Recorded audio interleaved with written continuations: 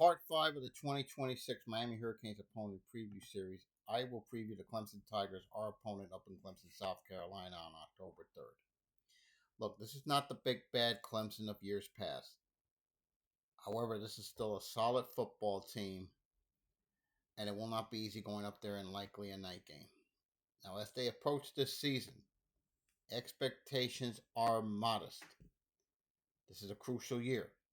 Many say 7.5 to 8 wins on the wins, but the focus will be regaining offensive efficiency and striving to win another ACC championship with a new coaching staff. Look, Dabo Swinney has made personnel changes on the staff this offseason. Chad Morris comes back as the offensive coordinator.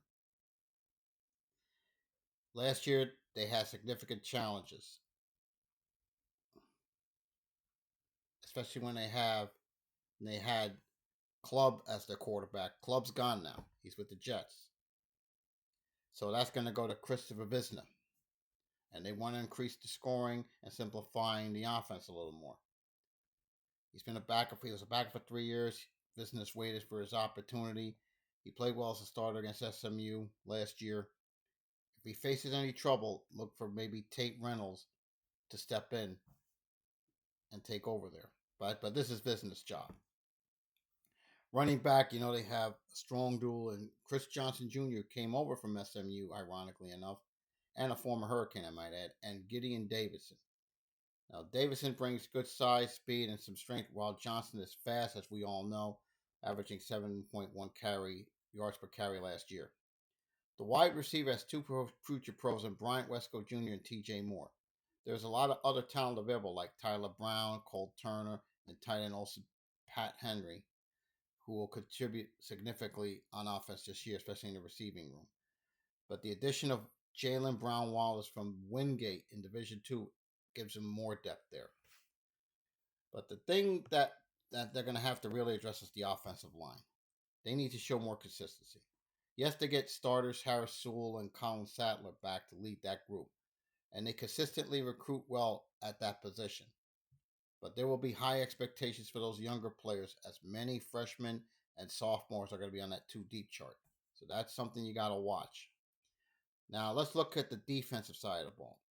Now, Tom Allen has had another complete offseason to put his system in place and improve a unit that hasn't yet quite reached those standards since Brent Venables left for Norman. Yes, their defensive line has several transfers. The new players they're going to have in are Devarick Woods from Texas State, C.J. Wesley from Howard, Marcus Strong from Oklahoma, London Merritt from Colorado, Courtney Kelly from West Georgia, and Andy Bergela from JUCO. And that's key. Will Helt is a future pro. Rick Burley and Jaheim Lawson, among others, are back on that D-line. Now, when you look at that linebacker group, they're going to have Sammy Brown, who's a future pro. He's going to probably be the leader of that defense. He might lead. He probably will be. He is joined by Kobe McLeod, Jeremiah Alexander, Fletcher Cawthorn, among others. This unit is supposed to be very well, and it's expected to do very well. When you look at the secondary, they're going to have several transfers that come in.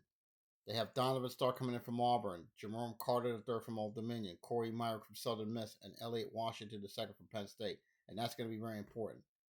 And they have Ashton Hampton at corner coming back to lead this group. Now, when you look at special teams, they have kicker Nolan Hauser and punter Jack Smith coming back. And they perform very well. However, there's going to be some competition as both those positions will be up for grabs. Now, when you look at the prediction, and from a CANES perspective, last year was meant to be the year for them. Many people ranked Clemson very high. Instead, they started off 3-5, they went 7-6, and they made changes on the staff. And the transfer portal was used extensively, which Dabo was very resistant to do for years. He did not like going in the portal. But this could be the year that Clemson demonstrates their capabilities, and they have a very favorable schedule, especially after the Canes leave town. They get Vautech at home, they go to Tallahassee, and they go to Syracuse, which has been a house of horrors for them in recent years. They close ACC play with Georgia Tech and at Duke before that rivalry game in South Carolina to close the season. So that's one thing you're going to have to really watch. Really, the back end of the schedule. But that they open at LSU, and that's what we're going to know right away how good Clemson can really be. Now, from a Canes perspective, this is going to be a very tough game on the road. But this team will be very experienced and battle tested. And this team has been playoff tested. So going into Clemson at night will not be as daunting as it has been in the past. Clemson, yes, will be up for this game, which will likely again be a night game. But my prediction for Clemson in 2026 is I'm going to go 9-3 with them. I still think they're going to bounce back. They're going to have a solid year. But I think 9-3 is the prediction for Clemson in 2026. In part 6 of the series, I will preview the FSU Seminoles.